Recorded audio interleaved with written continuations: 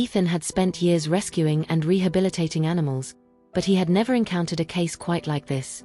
His small rescue shelter, nestled on the outskirts of town, had seen its fair share of abandoned and mistreated animals, but something about the golden retriever curled up in the back of his truck made his heart ache. The dog had been found wandering the woods on the edge of town, his golden coat matted with dirt and burrs. His ribs were faintly visible beneath his fur, evidence of weeks, maybe months, of struggle to survive on his own. But what struck Ethan the most was the look in the dog's eyes. There was a wildness there, a flicker of something primal that he had never seen in a domesticated pet before. Ethan reached out slowly, offering a gentle hand. The dog flinched but did not pull away entirely. There was hesitance, but also something deeper, curiosity, maybe even hope. "You're not just another stray, are you?" Ethan murmured. He glanced at the faded collar around the dog's neck. No tags. No name. Just a remnant of the life he had before. Back at the shelter, Ethan set up a comfortable space for his new guest. He filled a bowl with fresh water and another with food, watching as the dog eyed them with suspicion before finally eating in slow, measured bites. It was clear he had been on his own for a long time, relying on instincts that weren't quite meant for him. Over the next few days, Ethan observed the retriever's behavior closely. He was intelligent, wary, and fiercely independent. Unlike other rescued dogs, he didn't seek out human comfort. He didn't whine or wag his tail. He remained distant, watching everything with sharp, assessing eyes. Bailey, Ethan finally decided one evening, naming the dog after an old friend. "That's what I'll call you." Bailey did not react to the name, but he also didn't reject it. It was a start. One night, Ethan left the shelter's back door slightly ajar, curious about what Bailey would do. The dog approached cautiously, nose twitching at the open space. Then, without hesitation, he darted out into the night. Ethan's heart sank, but he knew chasing him would only make it worse. The next morning, however, Ethan found Bailey curled up in the same spot where he had first slept. It was as if he had tested his freedom and chosen, at least for now, to return. Ethan crouched beside him. "You're different, Bailey," he said softly. "But I'm going to help you. Whatever happened to you out there, we'll figure it out together." And for the first time, Bailey met his gaze, holding it steady. It wasn't trust yet, but it was something close. Bailey remained an enigma. Each day, Ethan watched him with quiet patience, hoping to see a spark of trust ignite. But Bailey was different from the other rescues. While most dogs eventually warmed up to human kindness, Bailey remained distant, keeping a wary eye on everything around him. He ate the food Ethan provided, slept in the shelter's warmth, but never once sought affection. It was as if part of him had forgotten what it meant to be a pet.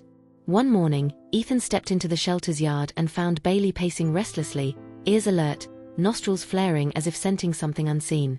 His muscles tensed, his body coiled with an energy that felt too raw for a domesticated dog. The sight sent a shiver down Ethan's spine. "You're waiting for something, aren't you?" Ethan murmured, crouching a few feet away. Bailey didn't acknowledge him. His gaze was locked on the distant tree line, where the woods stretched for miles beyond the shelter. That night, Ethan decided to test something. He set up a camera in the yard and left Bailey outside. He wanted to see what Bailey did when he thought no one was watching. The footage shocked him. As soon as the yard was empty, Bailey transformed. He moved differently, lower to the ground, like a predator stalking unseen prey. He lifted his nose to the air, letting out a sound that wasn't quite a bark, not quite a howl. Then, without hesitation, he leaped at the chain-link fence, scrambling over it with an agility no ordinary dog should have. Ethan's breath caught in his throat as the screen showed Bailey disappearing into the woods. Had he been wrong to believe Bailey could be saved? Hours passed, and Ethan fought the urge to search for him. If Bailey wanted to leave, Ethan wouldn't stop him. The wilderness called to him in ways Ethan couldn't understand. But at dawn, just as the first rays of sunlight broke over the treetops, Bailey returned. Ethan stood on the porch as Bailey slinked back into the yard, his fur damp with morning dew, his golden coat dusted with earth. He didn't look guilty or ashamed, only tired. "You left," Ethan said softly, "but you came back." Bailey met his eyes, something unspoken passing between them. He wasn't lost. He wasn't confused. He was torn between two worlds, the pet he used to be and the wild animal he was becoming. Ethan exhaled. "All right, boy. If this is who you are, we'll figure it out." together. And for the first time, Bailey took a slow step toward him. Ethan knew that Bailey wasn't like any other rescue he had worked with. The golden retriever wasn't just struggling to recover from abandonment, he was caught between two worlds. Each day, Bailey showed signs of his domesticated past. He tolerated the shelter, accepted food from Ethan, and never acted aggressively toward him. But at night, his instincts took over. Ethan began tracking Bailey's nightly disappearances. Whenever the moon was high, the dog would slip away, returning just before dawn. Each time he came back, his fur carried the scent of the woods, and his paws were dirted with mud and leaves. One evening, Ethan decided to follow him. Armed with a flashlight, he trailed behind as Bailey darted through the trees. The retriever moved like a shadow, swift and silent, barely disturbing the underbrush. Ethan had expected him to act like a lost pet, sniffing around aimlessly, but what he saw was something else entirely. Bailey was hunting. Ethan watched in stunned silence as the retriever stalked a rabbit, his body low, his muscles coiled like a predator. His golden coat blended with the dim glow of moonlight filtering through the branches. But just before he pounced, something changed. Bailey hesitated. His breath hitched, his ears twitched as if he'd suddenly remembered something buried deep in his past. The rabbit bolted, and Bailey didn't chase it. Instead, he sat down, staring at his own paws as if confused. Ethan's heart clenched. "You don't know who you are anymore, do you?" he whispered. The dog's head snapped toward him, amber eyes gleaming in the dark. He had been seen. Ethan crouched low. "Come on, Bailey. Let's go home." For a long moment, Bailey didn't move. But then, slowly, he stepped toward Ethan, his wildness dimming just enough for trust to slip through. This wasn't just about rescuing a lost pet anymore. It was about helping Bailey decide where he truly belonged. Bailey's return each morning reassured Ethan, but it didn't erase the truth: Bailey was changing. During the day, he stayed close to the shelter, eating the food Ethan provided and resting in the shaded corner of the yard. But at night, he disappeared into the woods, surrendering to instincts that had grown sharper with each passing day. Ethan had worked with difficult rescues before, but Bailey wasn't just struggling to trust, he was torn between two lives. One evening, Ethan decided to test a theory. Instead of leaving the shelter door open for Bailey, he sat outside with him, a warm cup of tea in his hands. The sun had dipped below the horizon, casting the world into an amber glow. Bailey sat a few feet away, ears twitching at the distant sounds of the forest. "You don't have to go," Ethan murmured. "You can stay." Bailey lifted his head slightly, eyes glinting in the dim light. Then, as if answering a call only he could hear, he rose to his feet and padded toward the trees. Ethan sighed. "Guess I got my answer."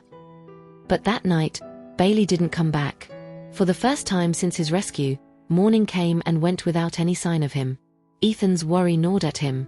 Had Bailey finally chosen the wild for good? Had something happened to him? By midday, Ethan couldn't stand it anymore. He grabbed his coat, whistled for his other rescue dog, Max, and headed into the woods. The deeper he went, the quieter the world became. Trees whispered in the wind, branches cracked underfoot, and the faint calls of birds echoed through the canopy. But there was no sign of Bailey. Then, a low growl. Ethan froze. Up ahead, in a small clearing, Bailey stood rigid, his body coiled like a spring. But he wasn't alone. A pack of wild dogs circled him, their fur bristling, eyes sharp with hunger. Ethan's pulse hammered. Bailey wasn't attacking, but he wasn't retreating either.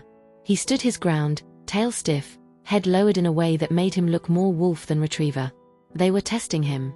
One of the wild dogs lunged, snapping at Bailey's shoulder. Bailey sidestepped, growling, a deep, guttural sound that sent shivers down Ethan's spine. Ethan gripped a fallen branch, ready to intervene, but then something unexpected happened. Bailey barked. Not the sharp, aggressive sound of a fight, but something more, a command. A warning. The wild dogs hesitated. A few exchanged glances before slinking back into the underbrush. And just like that, the pack was gone. Ethan let out a breath he hadn't realized he was holding. Bailey turned to him, his eyes searching Ethan's face. He wasn't hurt. He hadn't run. He had chosen to stand his ground, not as a wild animal, but as something in between. Ethan smiled. "Come on, boy. Let's go home." Bailey hesitated for only a second before stepping toward him. This time, when they walked back together, Bailey didn't trail behind. He walked beside him. Bailey's transformation was slow but undeniable. Each day, he stayed longer at the shelter, eating beside the other rescue dogs, watching as Ethan worked. But at night, he still wondered. Ethan no longer stopped him. He had realized something important. Bailey wasn't lost. He wasn't torn. He was simply finding his own way. One crisp autumn morning, as the sun filtered through the trees, Ethan sat on the shelter's front steps with a cup of coffee in hand. Bailey trotted toward him from the woods, his golden coat gleaming in the light. This time, something was different. Bailey didn't just return. He came to Ethan, tail wagging ever so slightly. It was a small movement, but to Ethan, it spoke volumes. "Hey, buddy," he murmured, reaching out. Bailey didn't flinch. Instead, he nudged Ethan's hand with his nose, accepting the touch. Ethan smiled. "Guess you figured it out, huh?" Bailey had chosen both worlds. He wasn't just a pet, nor was he fully wild. He was something in between, a creature of instinct and loyalty, of independence and trust. And that was okay. From then on, Bailey's life had its own rhythm. He roamed the woods when he needed to, but he always returned. He played with the other dogs, accepted the shelter as his home, and when Ethan called, he came. Not because he had to, but because he wanted to. Ethan had rescued many animals, but Bailey had taught him something new.